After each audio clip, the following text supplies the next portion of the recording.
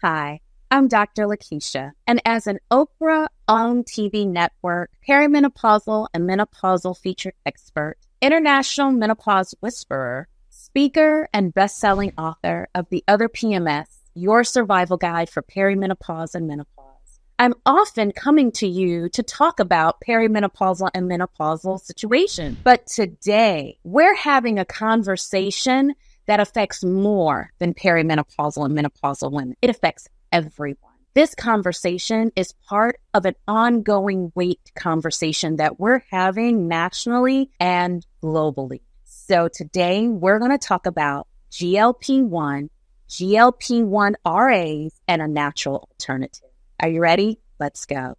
You know, I always love to tell you where we're headed.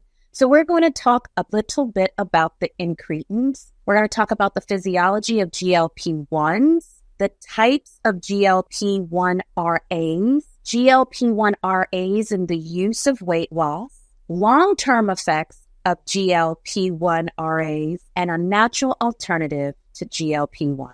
Takeaways. You know, I always love a good takeaway. I want you to understand the mechanism of action of your GLP-1s, understand the risk-benefit pendulum when it comes to these receptor agonists, help your patients understand the long-term effects of the GLP-1 RAs, and know an alternative to GLP-1. So today, we're going to talk about substances that are secreted from the intestinal mucosa that influence endocrine secretions from the pancreas. So incretin secretions like insulin. So incretins, there are two that we're going to mainly talk about today, GLP-1 and GIP. So GLP-1, that stands for glucagon-like peptide 1. GIP is glucose-dependent insulinotropic polypeptide.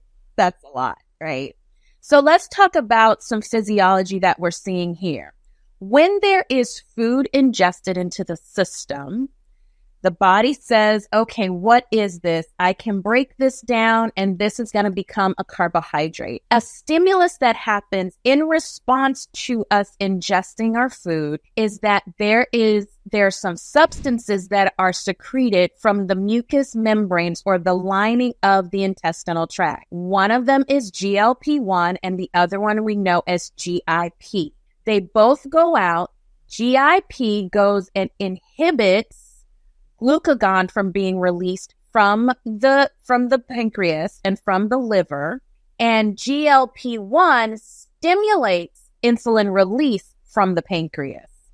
So now that we have these two things that are happening, insulin will go through and help and become a chaperone with our glucose or with whatever breaks down to a carbohydrate, and it will then take it and shop it around to the rest of the body.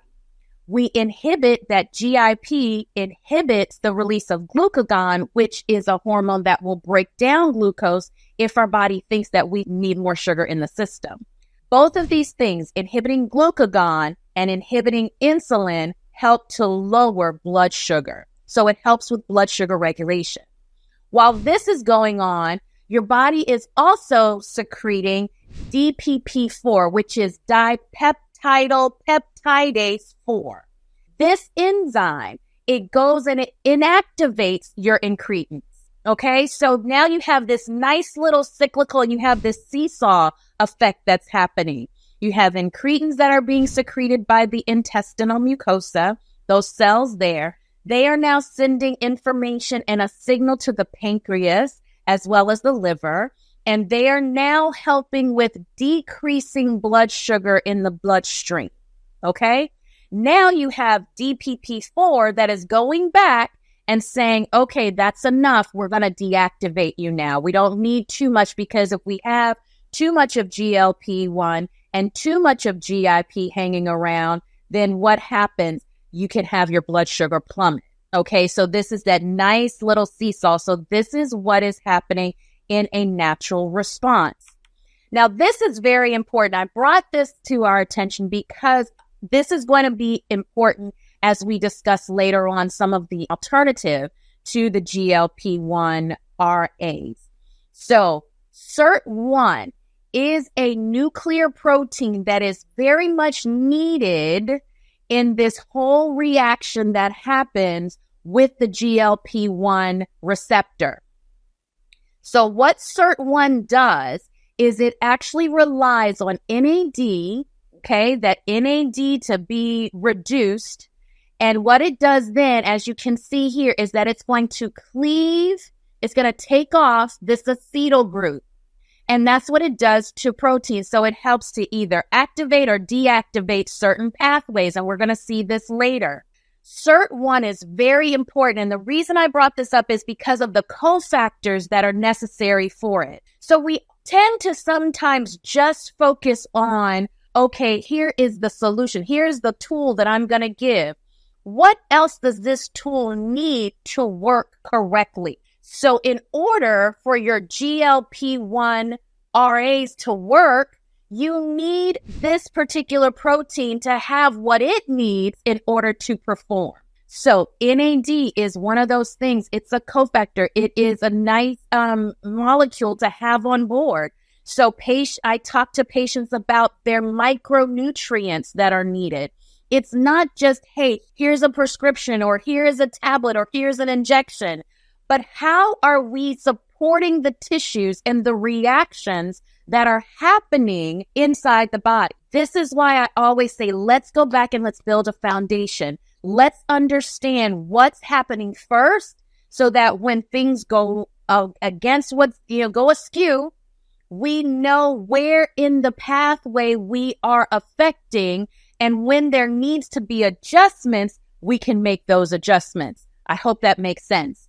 So things that can be very helpful for this SIRT1 protein to really be beneficial: NAD, things that will help with mitochondrial health as well. I always talk about making sure that you also have magnesium on board. Magnesium is very much a part of a lot of reactions in our body. It is a great cofactor, it's a great mineral. And so it is about making sure that all of your tissues are healthy. So now we have this happening here. This, along with the SIRT1 protein, is allowing this to take place. Now, what is happening? What is GLP-1 actually doing in the body? You have GLP-1 receptors everywhere. You have them all over the place. And in different tissues, areas or systems, they have certain responsibilities, is like what I like to call it. So if you look at in the pancreas, remember, these are molecules that are being secreted in the intestinal tract. It has an effect on the endocrine system in the pancreas. It is now stimulating beta cells in the pancreas to release insulin. It's also stimulating more proliferation of beta cells. It's saying, hey, we need a little bit more. We need a little bit more. And it's decreasing the apoptosis, or the natural death of those beta cells. So it's having a great paracrine type of reaction here. It's saying, hey, I need more of those cells. I need you to make more of the insulin, and I don't want you to kill off yourself. Okay, so let's make sure that we have a healthy pancreas.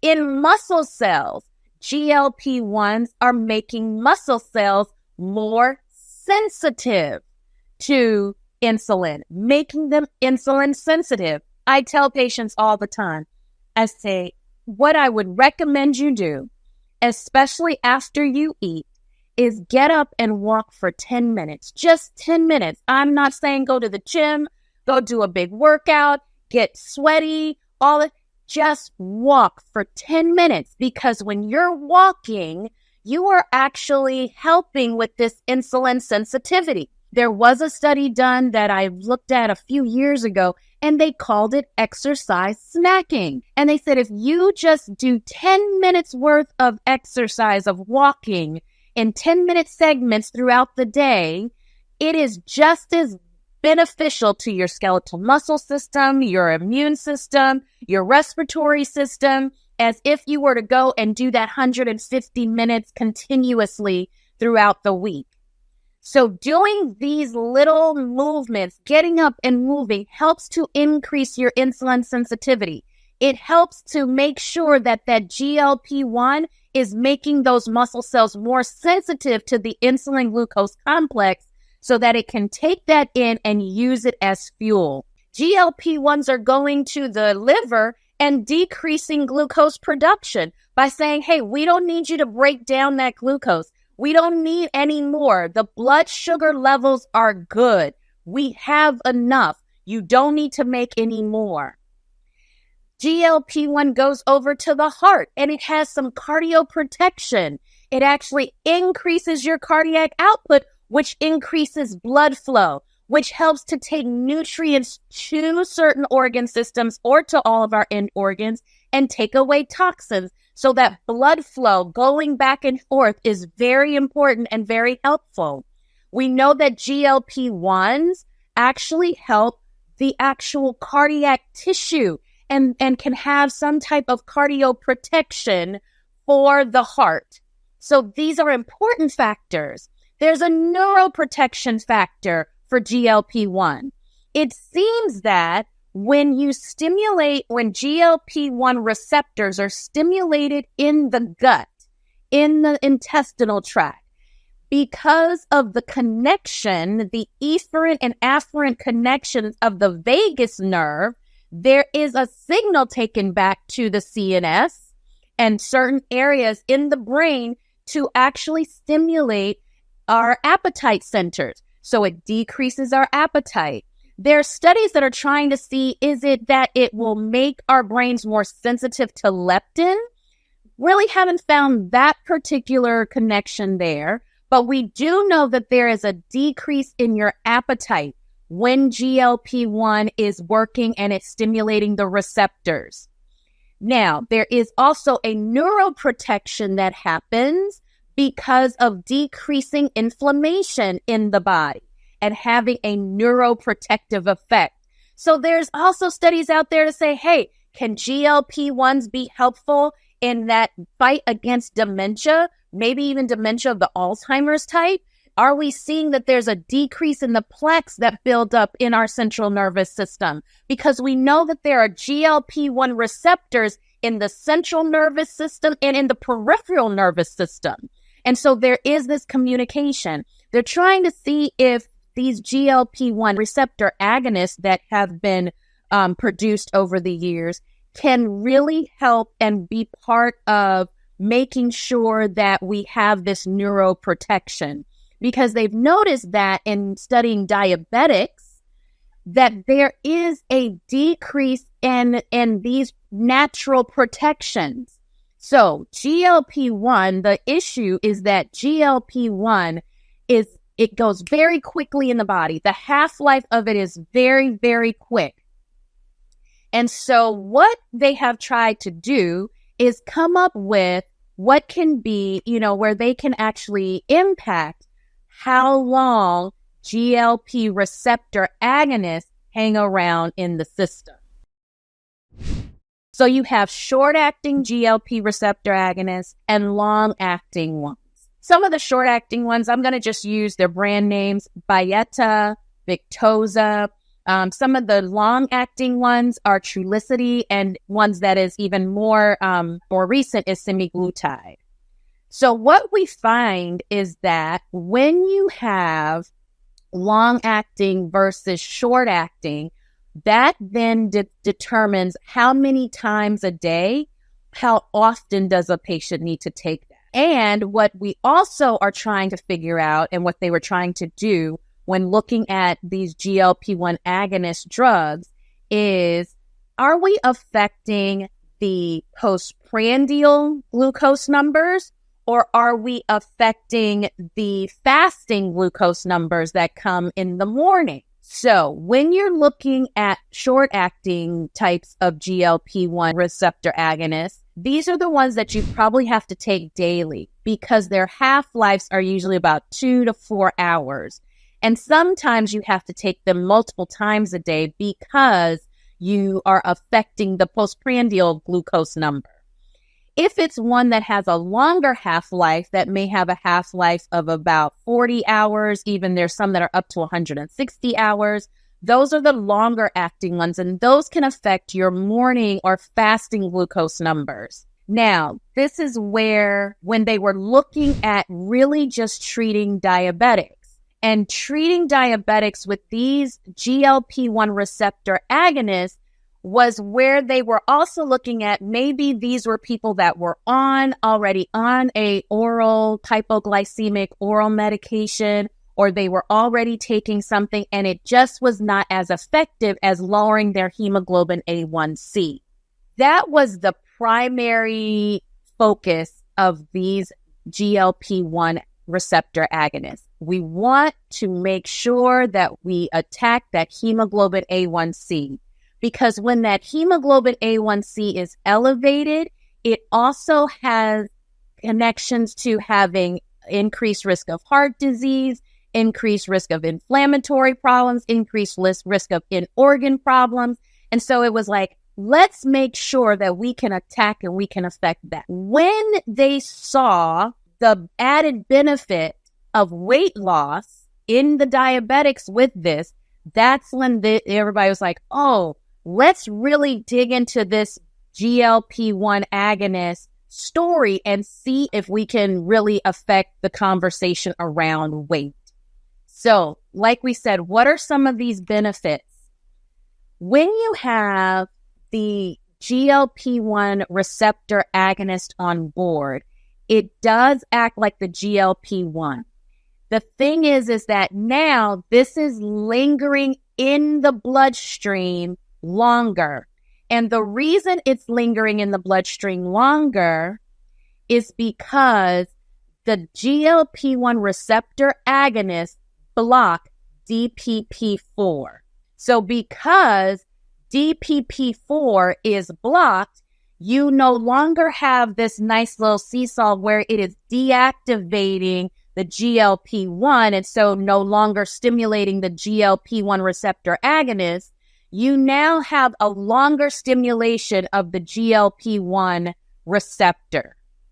So that's one of the things that medications do, is that they block this DPP-4. So now you have some of these benefits that we're talking about from the actual GLP receptor agonist.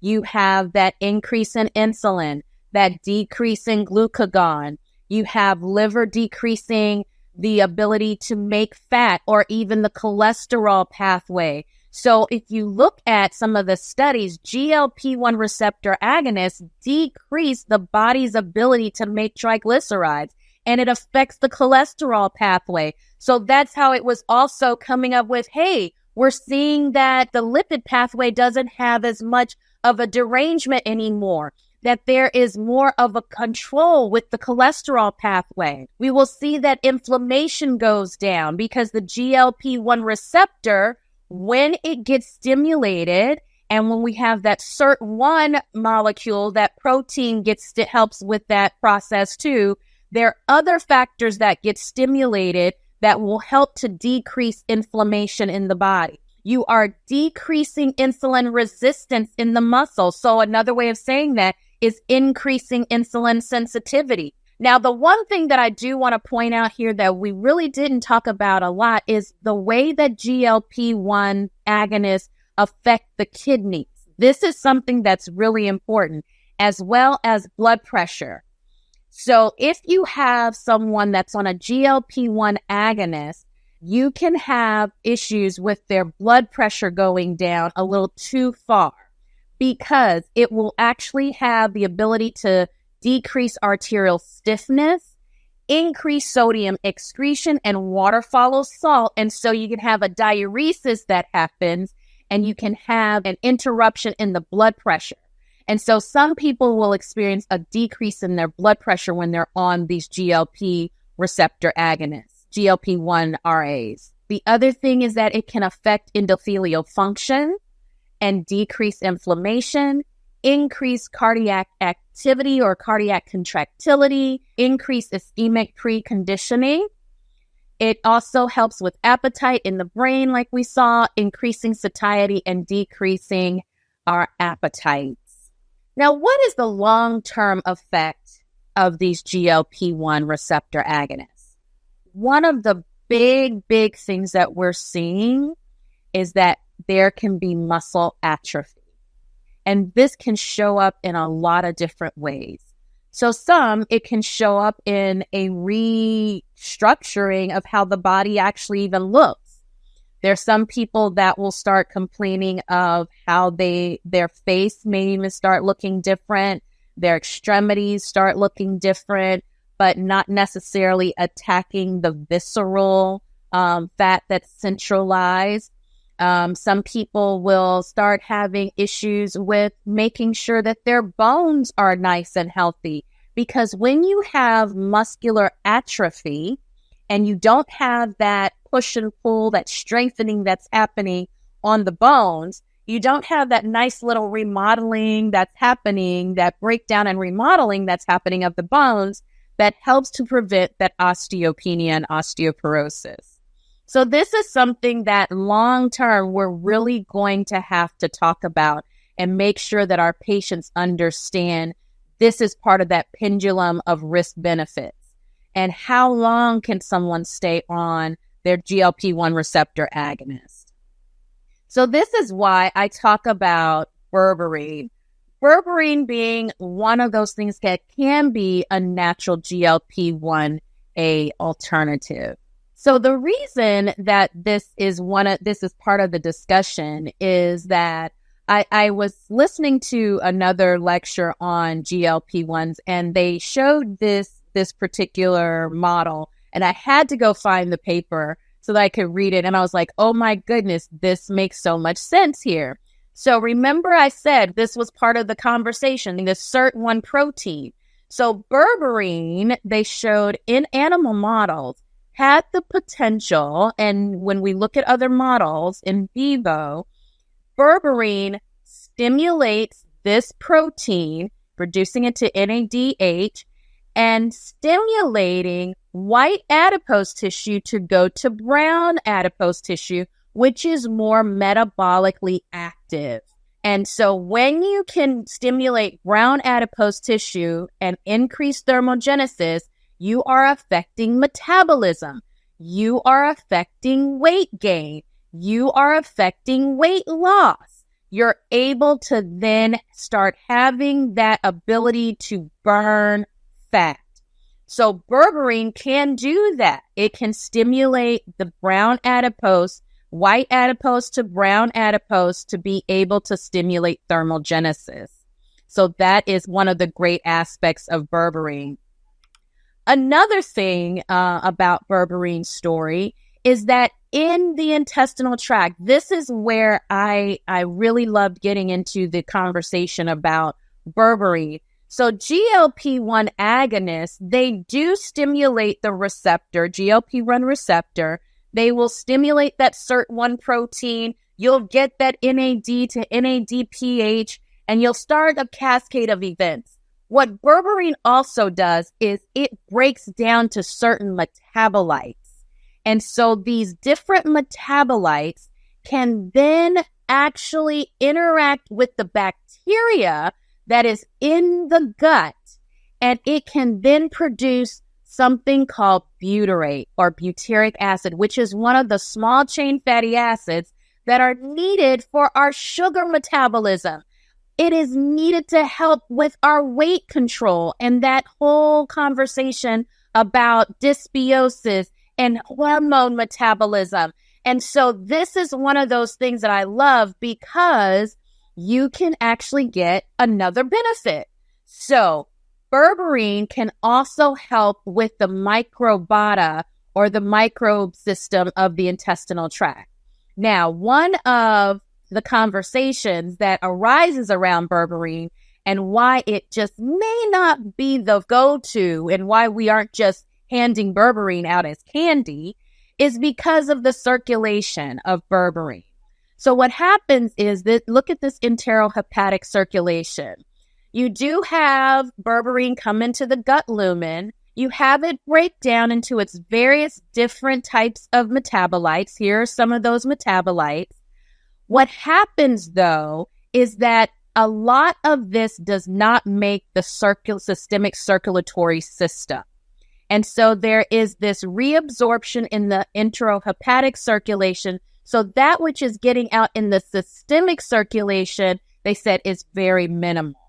So that is why there is a lot of conversation as to the actual carrier mechanism, because berberine is found to be very hypophilic. Yes, hypophilic. So it really, it's water soluble. It can go and it can dissolve and it can be uptake very easily.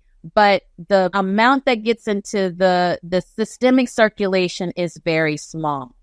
Now, the antioxidant mechanism for berberine is very sophisticated, and that's why I really do like this. Now, the same thing can happen when you stimulate that GLP-1 receptor, right? Because we're always talking about, hey, stimulating the GLP-1 receptor. That's really what we're talking about here.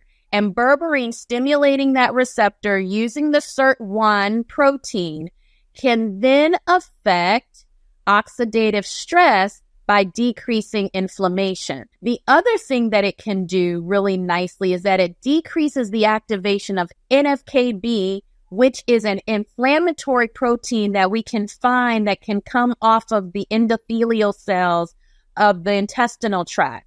That's one of the things that can happen when you're in this kind of wheel of weight and not being able to control it. You can have a dysregulation in the microbiome, and that dysregulation where you don't have the right bacteria that's breaking things down, you can actually stimulate an inflammatory response. And when that inflammation happens, those little endothelial cells that are lining the gut lumen, they can produce inflammatory markers. One of those inflammatory markers is NF-κB factor. And when you can go and calm down that NF-κB factor, you can actually really start the repair process of that whole gut lumen. That's just one. As you can see here, there's so many others. But berberine can actually decrease the activation of NF-κB, and that can also help to decrease inflammation. So you see how berberine, through a series of mechanisms of action, can be very beneficial in also decreasing that inflammatory response. We also know that when berberine goes and it sits on that GLP-1 receptor, it can also stimulate from the L cells in the gastric area a response that goes back to the brain. So that can be another way that it helps to decrease inflammation, decrease that appetite, and helps to suppress the appetite. This is one of those things I wanted to show you to reiterate the fate of berberine after oral injection. This is another way to look at it. It gets absorbed into the intestinal tract. So you see the yellows, this is berberine molecules. The triangles, green triangles, are berberine metabolites, and it gets reabsorbed into that hepatic circulation. What really goes through the portal vein and into the systemic circulation is very low. So that's why there are some patients that can respond to berberine. And when I mean respond to it, I mean we can literally see a lowering of their hemoglobin A1C. We can definitely see that there is a response. You can see that some of their GI symptoms are decreasing. So sometimes the bloating, the irritation, it can go down. And then you start seeing where they can actually get some weight loss response. This can also be something that you transition your patients to, because, sometimes people just want to get a win. They want to be able to get that jump start and be able to go, you know what, I just want a win. They want to be on a GLP-1 receptor agonist. And as long as you help them understand the risk benefits and know that there is a plan afterwards, I think that's very reasonable. So remember, we want to help them understand it's going to increase their insulin. It's going to decrease their glucagon. It's going to help with balancing and making sure that your blood sugar is stabilized. One thing that we really have to talk about here is this decreased gastric emptying that happens and the decreased GI motility that happens. This is becoming a bigger topic of discussion because people are having elective procedures done, and they are on GLP-1 receptor agonists. And so when you slow down the gastric emptying, when you slow down GI motility, you have an increased risk of having aspiration if you're going to have a procedure done. And I was listening on another lecture series, and they said that the lecturer there said that he had talked to a GI specialist, and the GI doc, because he does colonoscopies and you're kind of in twilight, and so your airway protection is mainly on your own. And he was saying that what they're looking at now is basically counseling patients that are on a GLP-1 receptor agonist to be off of that agonist for at least 8 weeks before they have any elective procedures done, because the gastric emptying, the slow gastric emptying is so significant that just being off of their GLP-1 receptor agonist for just about a week or so is not sufficient enough. So that is something that you're going to have to talk to your patients about and help them understand this. Help them understand there is a connection between the brain and GLP-1 receptor agonist. It decreases your appetite. It increases your satiety, so you feel fuller quicker. And in this, I would suggest that they start looking at their relationship with food, being able to understand what their relationship was, being able to rewire that relationship with food so that when you come to the point where it's now time in their plan to say, okay, let's reevaluate. Let's see how long you've been on this receptor agonist. Let's see if it's time to come off. How are you going to come off? Am I going to transition you to Berberine? And we even know that we don't like for you to be on Berberine just ever and ever, amen, because we want to make sure that the microbiome of the intestinal tract stays healthy and has integrity. And so that can lead to a bigger conversation about gut health and how to make sure that you have the right microbes growing in the intestinal tract that can help with blood sugar regulation, making sure that you have fiber in the diet, because fiber being there allows bacteria to eat the fiber and it will then produce that butyric acid. You know, being able to have these conversations and being able to put these things into place as part of the plan is something that needs to be part of the entire conversation. So remember, your patients want results. Your patients want results. That's really what it is. And patients want to be heard.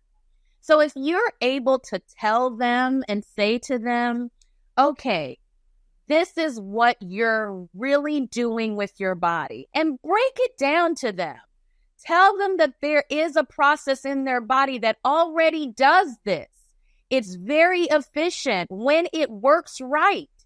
And then help them understand, starting on this GLP-1 receptor agonist could potentially do X, Y, and Z. What is the plan? What is the long-term plan for your weight loss journey? What is the long-term plan for you to be able to feel your best? And so these are parts of the conversation that you really need to have with your patient. So remember, I want you to make sure you understand that mechanism of action with the incretins and how they stimulate the secretion of that endocrine system from the pancreas, and what that seesaw needs to look like, and how it needs other cofactors. Talk to your patients about other cofactors, vitamins, minerals, phytonutrients that they need. They may need some NAD. They may need to make sure that we are affecting their mitochondrial health. We may need to really work on some inflammation and calming down inflammation in their body. Understand the risk-benefits pendulum with the GLP-1 receptor agonist. What I mean by that is help them understand the full scope of this, that it's not just a here, take this and all will be well. Help them understand that because the GLP-1 agonist is blocking the DPP4 enzyme, they do have something that's out of balance and long-term could affect their muscles. And muscles help to make lean muscles help with increasing your metabolism. Lean muscles help you to burn fat in the long run. That is something that you need to talk to your patients about. Help them understand that losing muscle, that atrophy, could very much impact their morbidity and their mortality as they get older. We know that somebody's ability to get up out of a chair unassisted is very important in assessing their ability to be independent longer in their lives.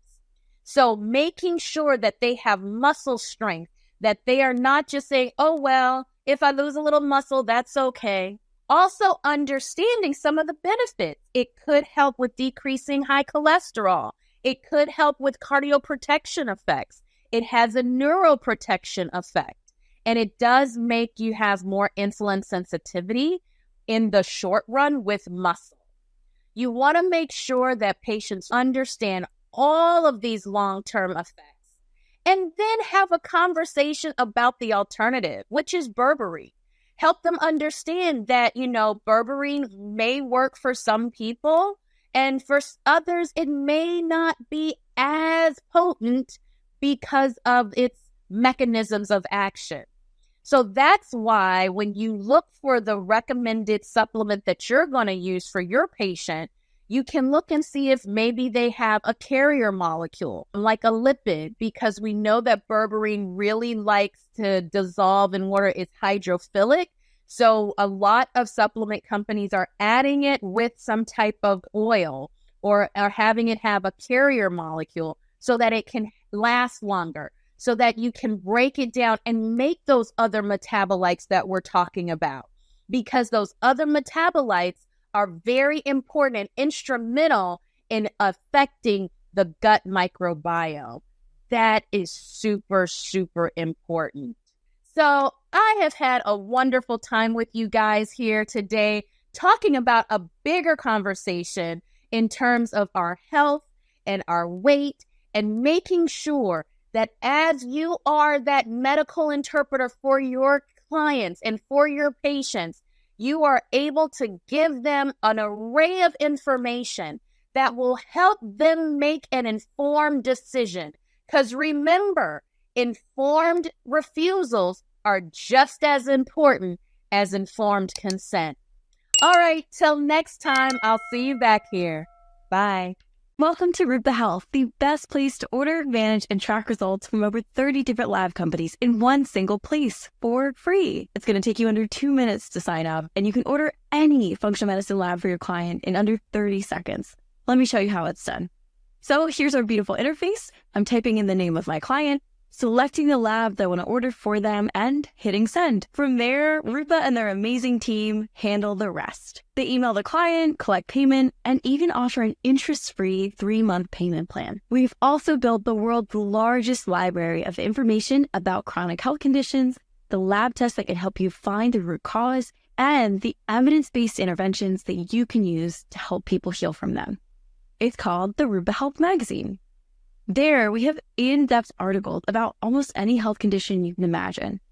And we give you step-by-step protocols that other clinicians have used to help their clients heal and that are verified by evidence-based sources. You should totally check it out, and it'll transform your practice. And we can't wait to see you. So make sure you sign up today at rupahealth.com.